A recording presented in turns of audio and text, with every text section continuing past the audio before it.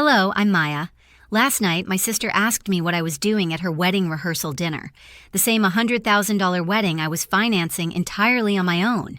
That's when it hit me. To my own family, I wasn't a guest. I was the sponsor. Have you ever felt so invisible in your own life? Before I tell you what happened right after my future brother-in-law's mother called me a beggar in front of everyone, leave me a comment telling me where you're watching from and subscribe to the channel. Trust me, you won't want to miss my family's reaction when they discovered the beggar had just canceled their checks. For as long as I can remember, my life has revolved around a very clear family dynamic.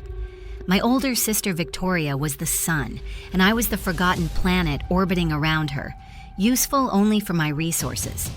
At 26, as a software developer with a considerable income, I had become the family's personal ATM.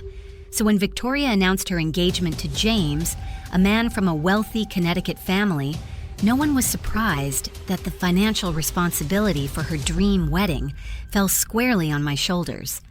I accepted with the foolish hope that this grand gesture would finally buy me a place in her inner circle, a seat at the table that didn't come with a price tag attached. The budget quickly spiraled out of control. This wasn't a simple wedding. It was a production worthy of a society magazine. We rented a historic estate in Greenwich for the reception.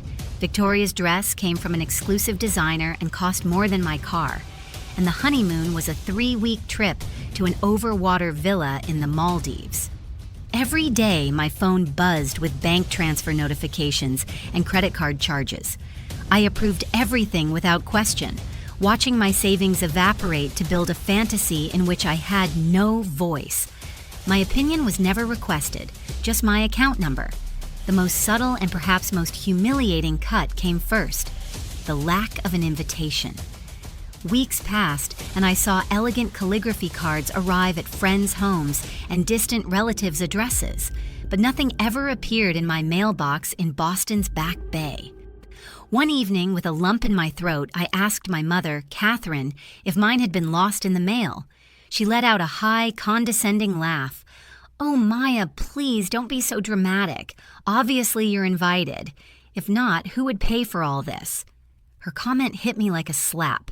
I wasn't a guest of honor. I was the unacknowledged hostess, the ATM with feelings. I couldn't sleep that night. I lay awake thinking about all the times my value had been measured in monetary terms. I remembered my college graduation with honors, an event my parents missed because it coincided with Victoria's shopping trip to Manhattan. My father, Richard, had always been a passive figure, a silent spectator who validated through his inaction the disdain of my mother and sister. I began to realize this wedding wasn't my chance to be accepted.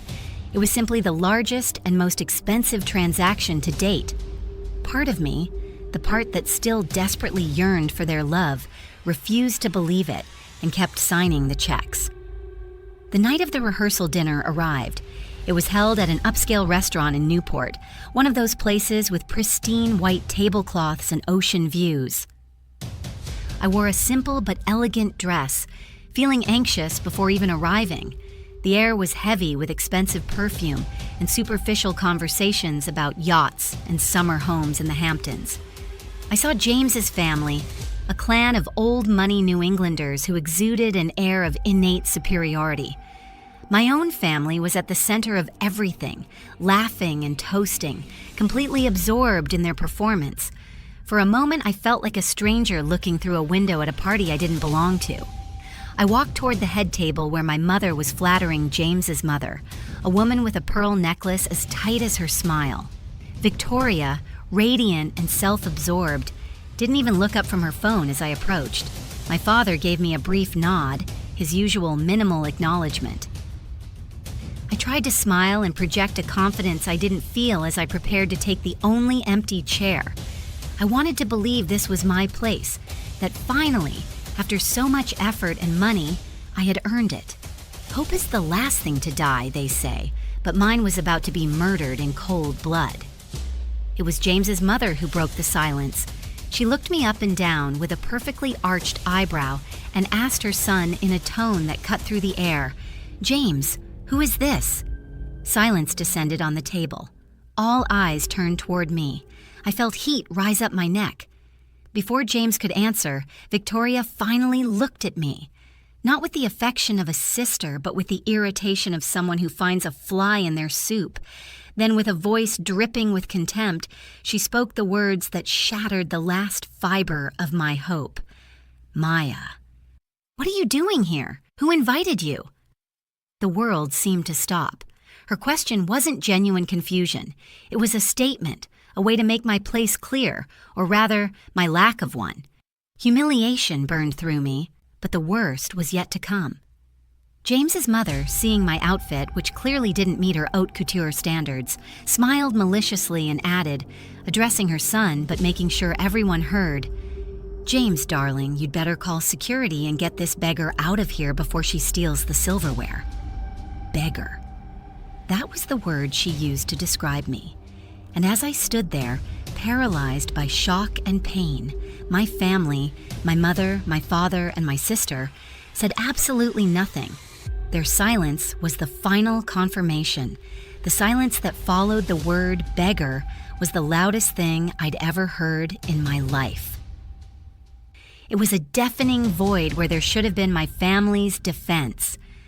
I looked at my mother, Catherine, hoping she would jump in to correct this woman, to say anything at all. But her face was frozen in a tense smile, her eyes fixed on James's mother as if afraid of breaking the spell of social approval. I looked at my father, Richard, but he turned away to his wine glass, shrinking in his seat, becoming even smaller and more insignificant than he already was. And then I looked at Victoria. In her eyes there was no surprise or horror. There was cold satisfaction, a gleam of triumph at putting me in my place. In that moment, I understood she wasn't a spectator of my humiliation. She was the architect. There was no dramatic scene. I didn't scream or cry in front of them. Something inside me broke and rearranged itself in a new way, hard and sharp. I simply took a step back, a movement so small it was barely noticed. I gave them one last look, recording that image in my memory.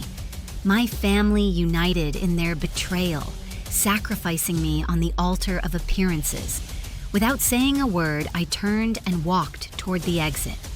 Every step felt heavy, as if I were dragging the weight of 26 years of contempt. I could feel their eyes on my back, not with concern, but with bewildered curiosity, as if an appliance had suddenly decided to abandon its post. Nobody called after me. Nobody stopped me. My departure was as inconsequential to them as my presence had been. Outside, the warm, salty air of Newport hit my face.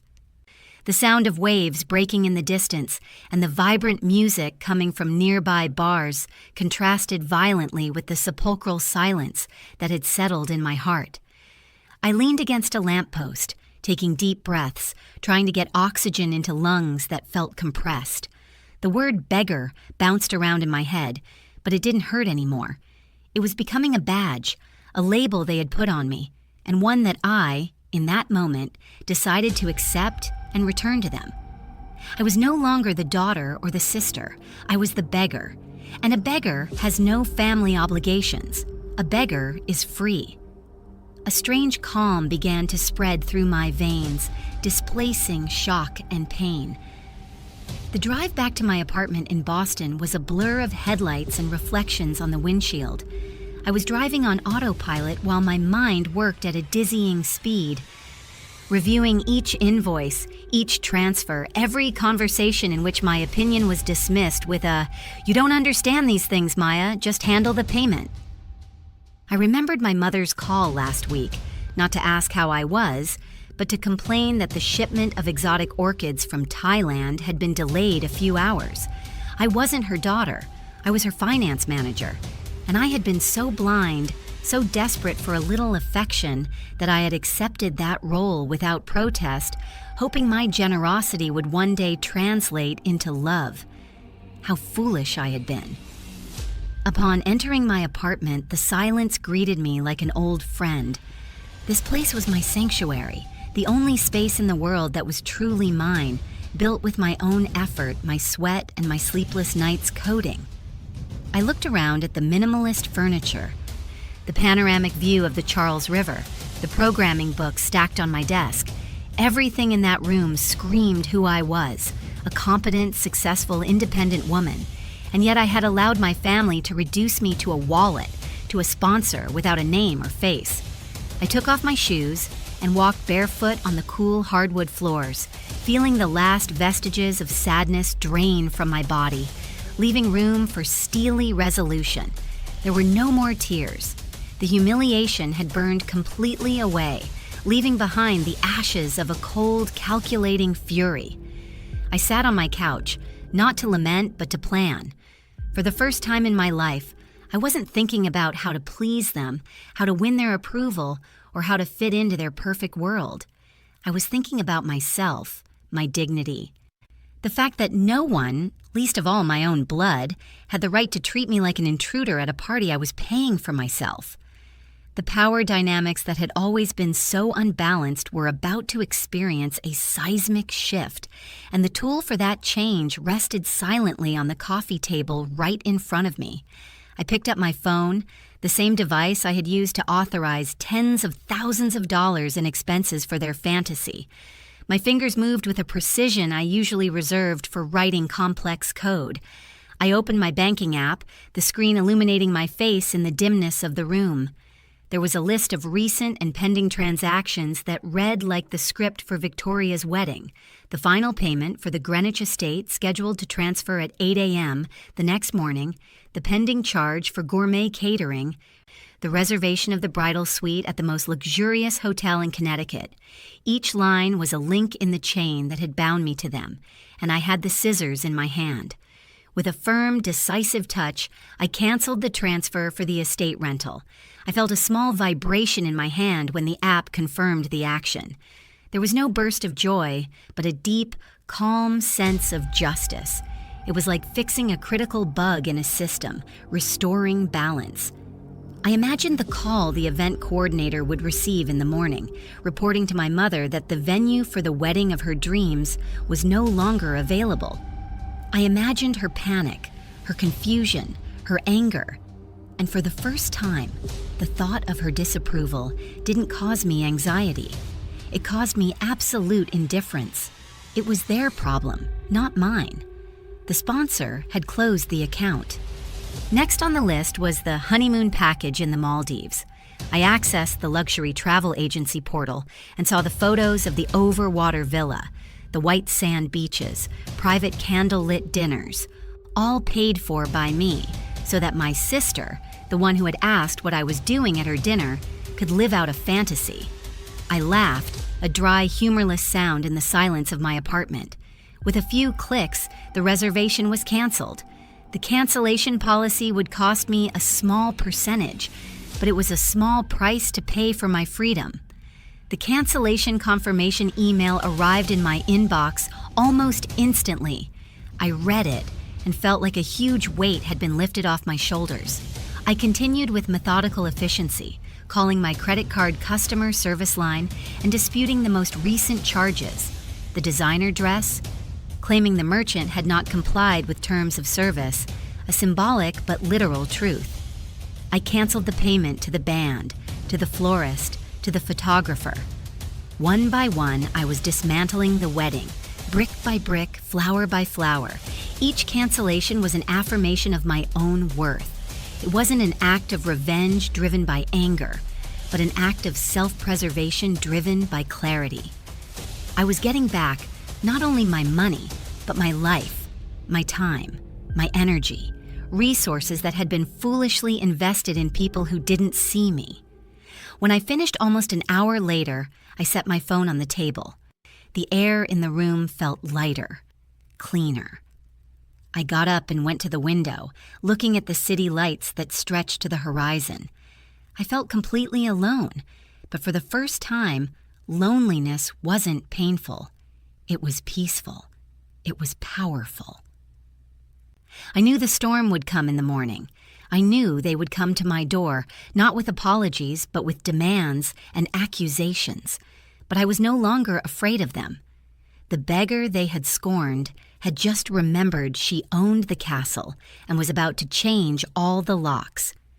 The next morning, I didn't wake to the sound of my alarm, but to the first rays of Boston's sun filtering through my blinds.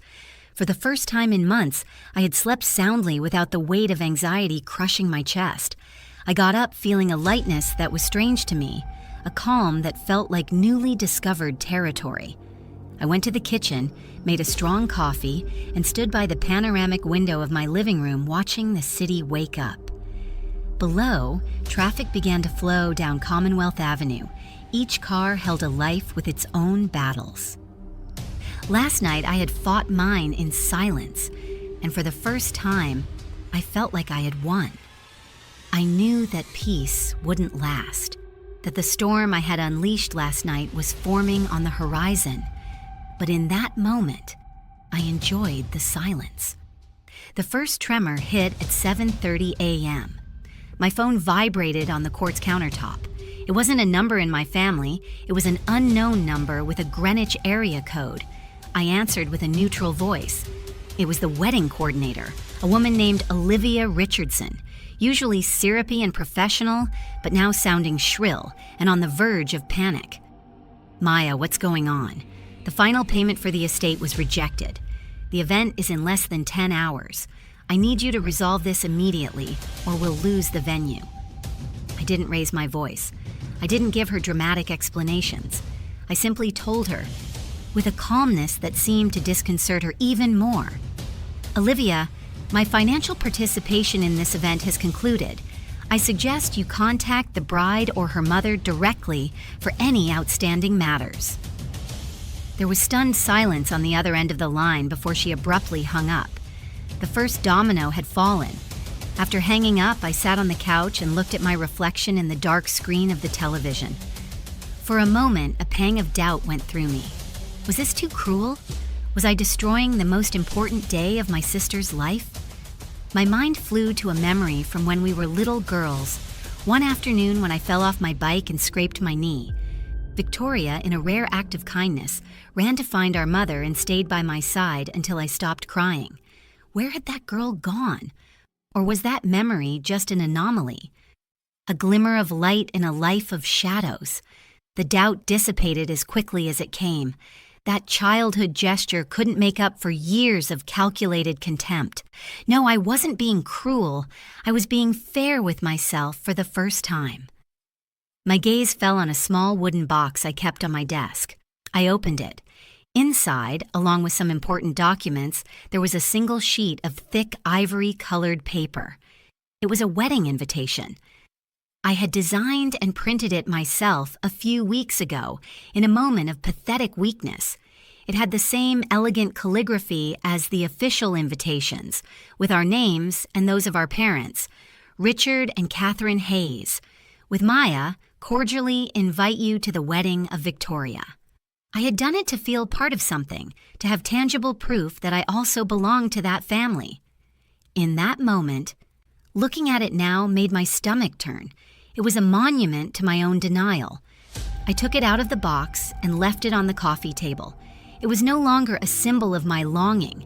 Now it was evidence, the key piece of my defense. It was then that the real flood began. My phone started vibrating nonstop on the table, a furious buzzing that broke the peace of my apartment. The screen lit up with an avalanche of text messages from Victoria. The first ones were confused. "Why is Olivia calling me saying you didn't pay?" Then they became plaintive. "Maya, answer the phone now. This isn't funny." And finally, they turned into the usual insults. "You always have to be the center of attention, don't you? You're ruining my day." I read every message, watching her panic transform into the anger I knew so well. I didn't respond to any of them. My silence was more powerful than any words I could write. Every unanswered message was another brick in the wall I was building around myself. A few minutes later, my mother's name, Catherine, appeared on the screen. I ignored the call. It went straight to voicemail. 1 minute later, I received the notification. With almost clinical curiosity, I listened to the message. Her voice wasn't that of a mother worried about her daughter. but that of a general whose parade was being sabotaged. Maya, I don't know what game you're playing, but you need to stop it. Victoria is in tears. James's mother has been calling non-stop. Do you have any idea of the shame you're putting us through? Call Victoria and fix this mess you created, now. Not once did she ask how I was, not a mention of the previous night. Only concern for appearances and reputation, the confirmation I didn't need but was grateful for anyway. Instead of feeling cornered, a strange feeling of control took hold of me. I wasn't going to hide in my apartment waiting for the door to be broken down. I got up and went to my room. I opened my closet and chose my clothes carefully. Not a party dress or a business suit. I put on jeans that fit me perfectly, a simple cotton t-shirt, and my favorite sneakers. Clothes that made me feel comfortable, grounded, owner of my space. I pulled my hair into a high ponytail and washed my face. While I was looking in the mirror, I didn't see a beggar. I saw a woman who was finally claiming her power. I returned to the living room and began to tidy up, moving each object to its place, creating an environment of calm and order. I was preparing my fortress for the siege I knew was imminent. While I was folding a blanket, my phone vibrated again. This time it was a message from James, the groom. His text was different from my sister's and my mother's. He wasn't furious, but almost pathetically pleading. Maya, please. I don't know what happened last night, but Victoria is devastated. My mother is threatening to cancel the whole thing because of the scandal. Whatever is going on, please fix it. I'll do whatever you want. His message revealed much more than he intended. His lack of character, his submission to his mother, and most importantly, that he hadn't tried to defend me either. He had been there in silence while his mother humiliated me. I deleted his message without replying. It wasn't my job to fix their mess. He had chosen his side at that table, and it wasn't mine. Suddenly, a dull, heavy sound interrupted the silence of my apartment. It wasn't a knock. It was a hard, insistent pounding on my front door. Then another and another. Through the solid wood, I could hear a voice choked with fury. It was Victoria. I knew this moment would come. Everything I had done in the last 12 hours had led to this. I took a deep breath, feeling the air fill my lungs. My heart was beating hard, but it wasn't fear, it was anticipation. I walked slowly toward the door, my bare feet firm on the cool floor. I picked up the invitation I had printed, the cold, smooth paper against my fingers. This confrontation hadn't taken me by surprise. I had orchestrated it. I approached the door and looked through the peephole. The image I saw was a grotesque painting of despair and frustrated privilege. Victoria was in front, her face swollen and stained with mascara, banging on the door with a closed fist. Behind her, my mother Catherine held her by the arm, her face a mask of contained anger. And a little further back, my father Richard, as usual, a ghostly, defeated figure, looking at the hallway floor as if he wanted it to swallow him. They were my family. They had come not to apologize, but to demand, to reclaim what they believed was theirs. I put my hand on the doorknob. It was time. The sponsor was going to have a meeting with her dissatisfied clients. I turned the doorknob. The cold metal felt like an anchor to reality, a grounding before the storm. Victoria's blows had become more frantic, almost desperate, and her voice, distorted by wood, was a whirlwind of accusations and panic. Maya, open this damn door right now. Well, I know you're there. Behind her screams, I could imagine my mother's silent fury and my father's cowardly impotence. I didn't feel afraid. I felt absolute clarity, as if the universe had been reduced to that hallway and the truth I was about to unleash. I took one last deep breath, not to calm myself, but to savor the last second of peace before the war I myself had declared. The beggar was about to open the doors of her castle. I opened the door slowly, not wide open, but just enough to block the way with my body. The scene was exactly as I had imagined. Victoria was there, her face red and swollen from crying, mascara running, creating dark furrows on her cheeks. She was wearing a white silk robe with the word bride embroidered on the back. a cruel irony at the moment. My mother, Catherine, was at her side, arms crossed and a steely expression. Her jaw clenched so tightly it looked like it could crack a diamond. And my father, Richard, one step back, his gaze lost somewhere on the ground, the living portrait of abdication. They looked at me expecting to find me broken, supplicating, or at least repentant. Instead, they found calm, and my calmness enraged them more than any shout. "What the hell is wrong with you?" Victoria snapped, her voice trembling with rage. "You ruined everything. Olivia called, the photographer called, even the damn florist. Is this some kind of sick joke? Revenge because we didn't pay enough attention to you?" Her words came out like a torrent, a mixture of self-pity and accusation. I didn't defend myself. I stood there looking at her, letting her fury crash against the wall of my silence. I let her empty herself, expose her true character in front of our parents. Every word she said was one more justification for my actions, a confirmation that I had made the right decision. It wasn't about me, my pain, or the humiliation. It was her party, her perfect day, her image. Seeing that her anger had no effect, my mother took a step forward, adopting her tone of maternal authority, that voice she had used all my life to manipulate me with guilt. "Maya, enough of this melodrama. Your sister is getting married in a few hours. Whatever bothered you last night, we'll talk about it later. Right now, you need to pick up that phone, call everyone, and fix this mess. Think of the shame, of what James's family will say. You're humiliating us all." The key word was humiliating. The irony was so thick I could almost touch it. She spoke of their humiliation. Social humiliation, without a shred of recognition for the real, personal humiliation I had suffered at their hands and those of their new money relatives. It was then that I spoke for the first time. My voice came out calm and level, cutting her speech with the precision of a scalpel. "Shame," I repeated, testing the word on my tongue. I looked straight into her eyes without blinking. "You mean the shame of people finding out that the wedding sponsor is a beggar?" The word echoed in the silent hallway. Beggar. I saw the color drain from my mother's face.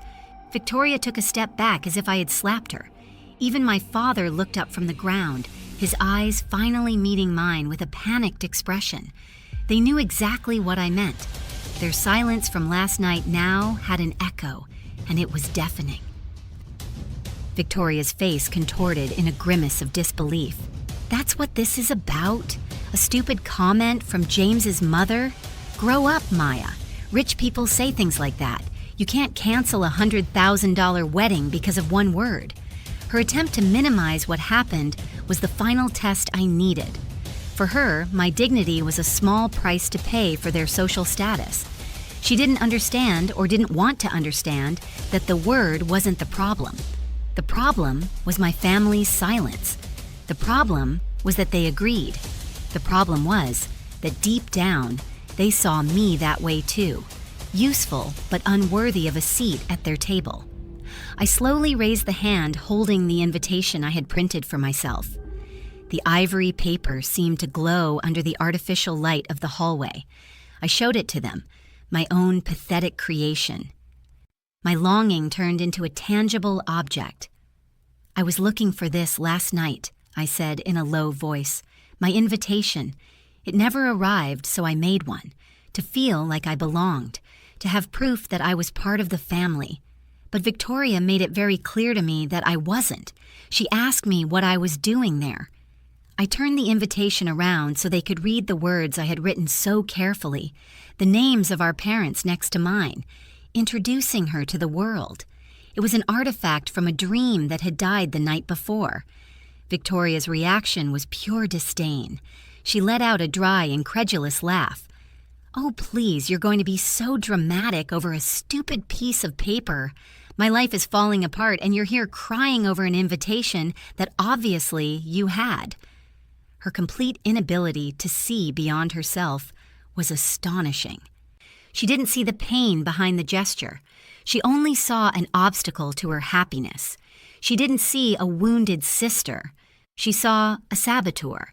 Then any remnant of sisterly love I might have harbored for her evaporated, leaving only a cold void and an even stronger resolve. There was nothing to save here. There never was. I looked beyond her, fixing my gaze on my mother. "Invitations are for guests," I told her, my voice as cold as the marble under my feet.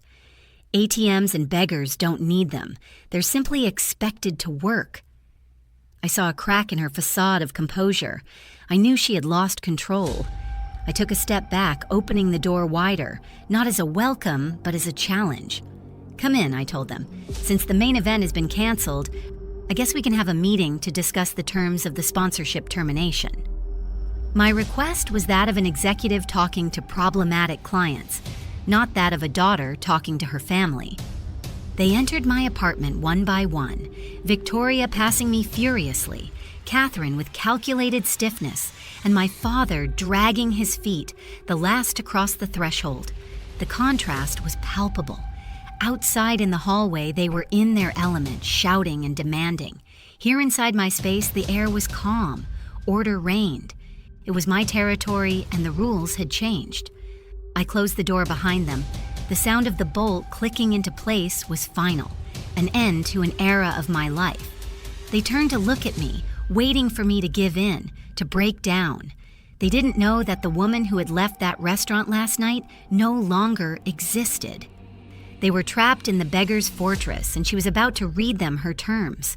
Once the door closed, the silence in my apartment felt thick and heavy, absorbing all sound. My family stood in the middle of my living room, looking completely out of place among my minimalist furniture and abstract art. They were like figures from a melodrama transported to a modern gallery.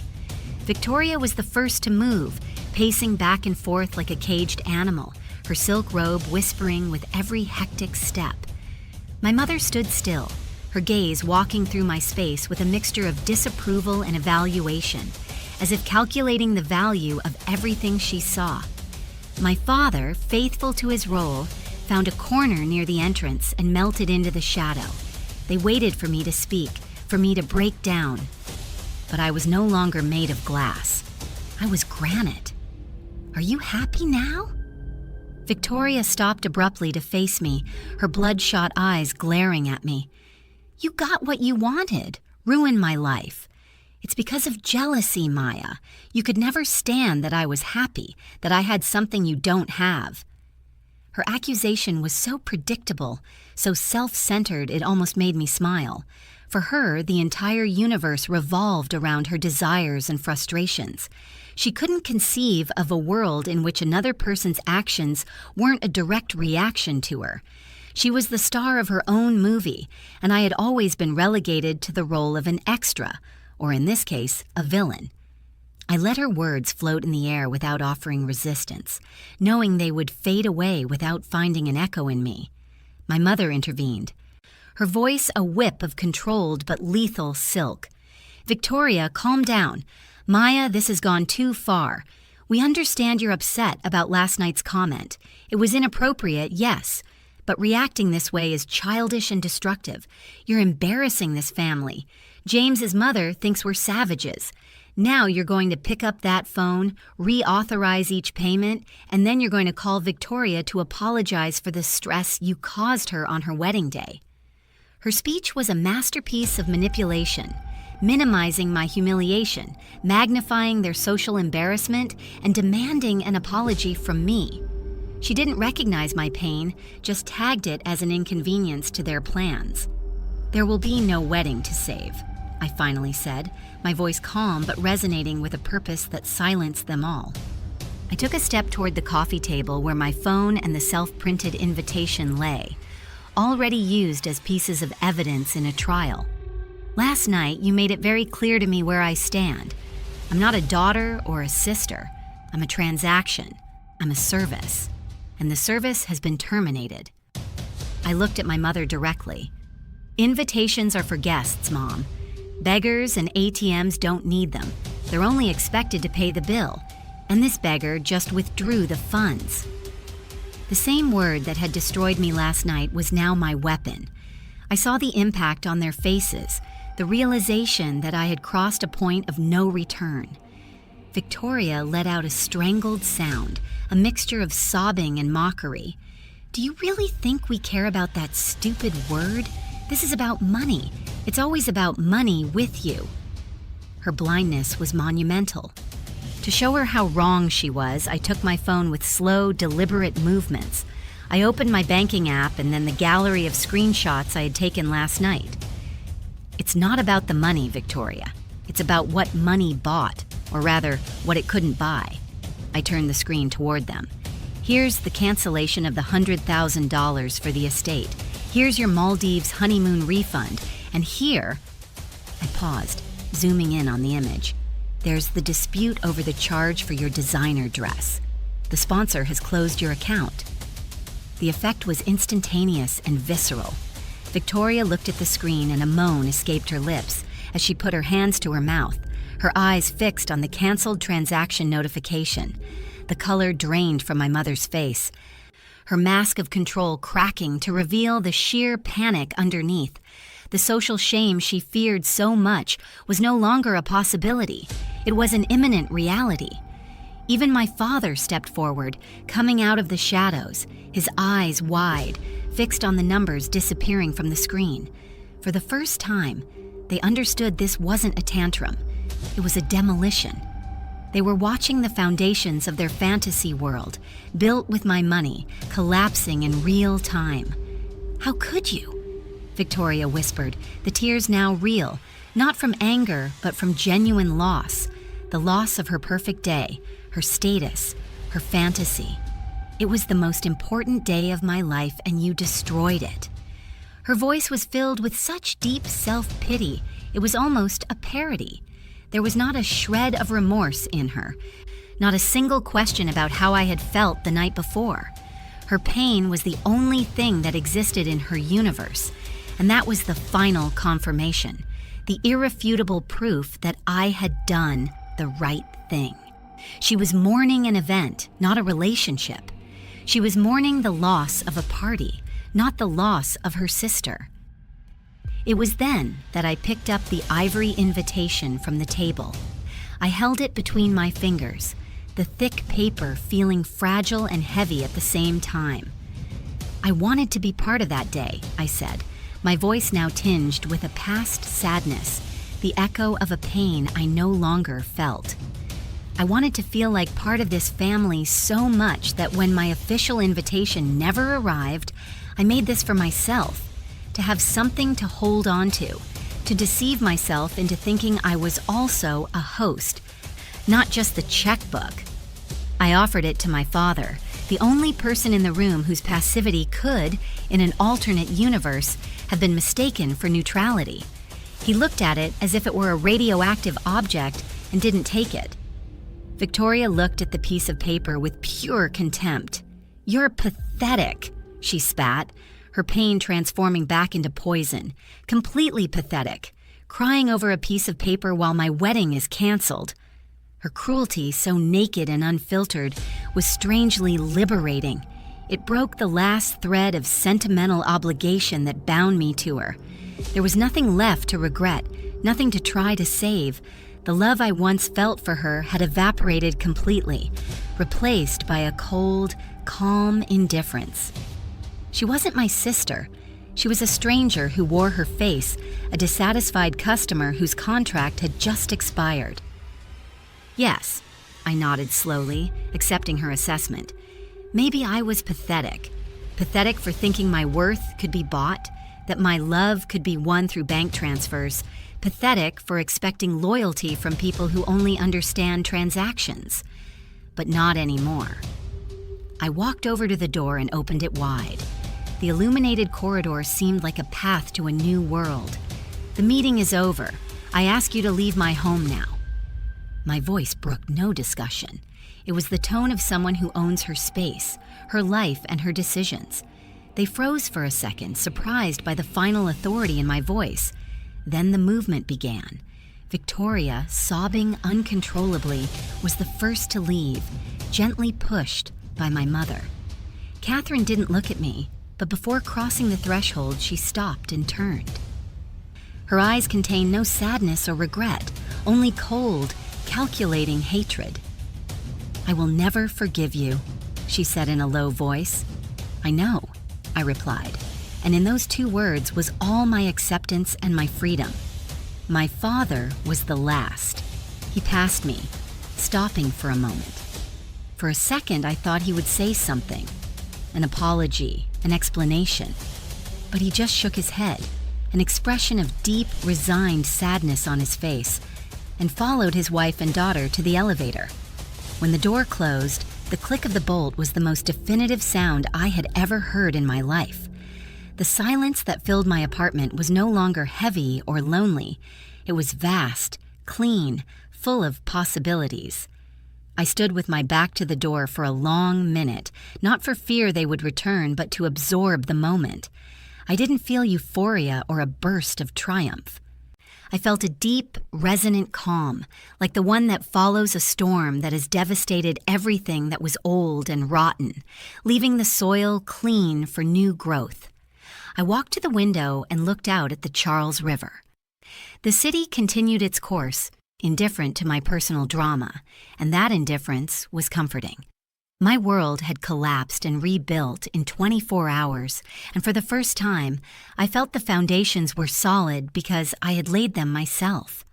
A few hours later, while I was making myself tea, my phone vibrated on the counter. It was a last message from a number I didn't have saved, but which I recognized as my father's. The text was short and full of his characteristic evasion. "Your mother is heartbroken. I don't know how we're going to get through this." It wasn't an apology. It wasn't a question about how I was. It was a last weak stab of guilt, an attempt to make me responsible for their broken feelings. I read the message without feeling anything more than a final confirmation. I didn't reply. Instead, I opened my contacts list. With methodical precision, I blocked Victoria's number, then my mother's, and finally my father's. Every touch on the screen was a deliberate act, another brick in the wall that would protect me from their toxicity. Silence became my final answer, my insurmountable border. The news, as expected in our digital age, traveled quickly. That same afternoon, Victoria shared a cryptic post on Instagram. It was a black and white photo of a withered rose with a melodramatic caption. "Sometimes the deepest betrayal comes from those who should have protected you." The day that was supposed to be the happiest became a nightmare because of selfishness. I read the words and felt an almost clinical detachment. The comments of support from her distant friends and family piled up, painting me as the villain of a twisted fairy tale. It didn't hurt me. I closed the app. Her narrative was no longer my reality. They could tell whatever story they wanted. I knew the truth, and for the first time, that was enough for me. Their public opinion was the price of my freedom, and I paid it gladly. The following week, I received a formal email from Olivia, the wedding coordinator. It was a final summary of all the cancellations, detailing the non-refundable deposits that had been lost. The total was a considerable sum, but I saw it not as a loss, but as the price of my emancipation. Between the professional lines, Olivia mentioned that the wedding had been postponed indefinitely, the industry's euphemism for total disaster. I found out later, through a mutual acquaintance, that James's family had completely withdrawn, horrified by the scandal and instability. James's mother had gotten exactly what she wanted, to get rid of the beggar's family, though not in the way she expected. Victoria's grand production had collapsed under the weight of its own cruelty. With my financial life back under my sole control, I sat down one night and looked at my accounts. The money that had been intended to finance someone else's fantasy was now there, waiting for a purpose. The refund for the Maldives honeymoon had arrived. The dispute over the designer dress had been resolved in my favor. Seeing those numbers didn't bring me joy, but a deep sense of security. It was my work, my sleepless nights, my talent turned into a shield I had almost given away. I opened a new spreadsheet, not to budget for exotic orchids or catering menus, but to plan my own future. I created a folder called My Journey, and for the first time in years, I felt genuine emotion when thinking about spending money on myself. The dream of an overwater villa didn't die. It simply changed owners. One night, driven by sudden clarity, I opened a travel website. I searched for destinations not because of their status or how good they would look on social media, but for what my soul longed for: peace, beauty, and solitude. My fingers stopped on a trip to Santorini during the off-season. It was the opposite of the ostentation of the Maldives: quiet, introspective, full of serene beauty and ancient history. Using the same phone that had been my weapon, I purchased the plane ticket and reserved a small cliffside villa overlooking the Aegean Sea. The confirmation email arrived in my inbox, and this time the only name on the itinerary was mine, Maya. It was a ticket not only to Greece, but to my new life. A few months later, I received the inevitable news through a relative who tried to remain neutral. Victoria and James had broken up. The public humiliation, pressure from his mother, and the catastrophic cancellation had exposed the cracks in their relationship. Apparently, without the glitz of a $100,000 wedding, their love wasn't enough to survive. Victoria, without her wealthy fiancé and without the financial support of her sister, had had to leave her luxurious apartment in Manhattan and return to live with our parents. Her house of cards had collapsed. I felt no pleasure in her misfortune, only a distant, hollow sadness for the girl who was once my sister. She had received exactly what she had sown: a future as empty as her heart. My relationship with my parents ended that morning at my doorstep. I never spoke to them again. As my mother had promised, she never forgave me. My father, for his part, just vanished, a ghost in my past. Accepting that I didn't have a family in the traditional sense was a long, silent grief, but with time I realized I hadn't lost anything that was truly mine. I had been financing a club I would never be allowed to enter. Now I was alone, but I didn't feel lonely.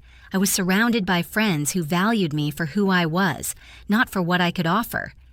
I came to understand that family isn't always the blood you share, but the people who defend you when you're not in the room.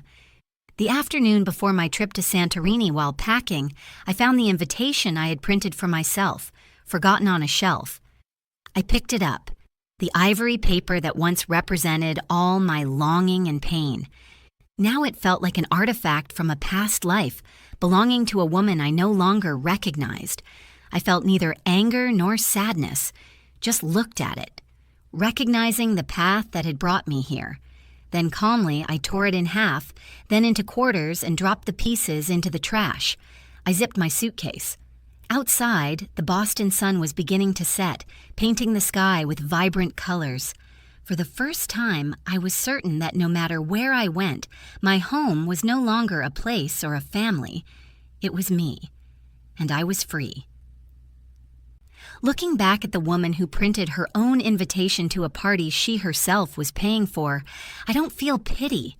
I feel deep compassion, because I understand the desperation that led her to do that. It's the universal longing to belong, to be seen, to be valued beyond our usefulness.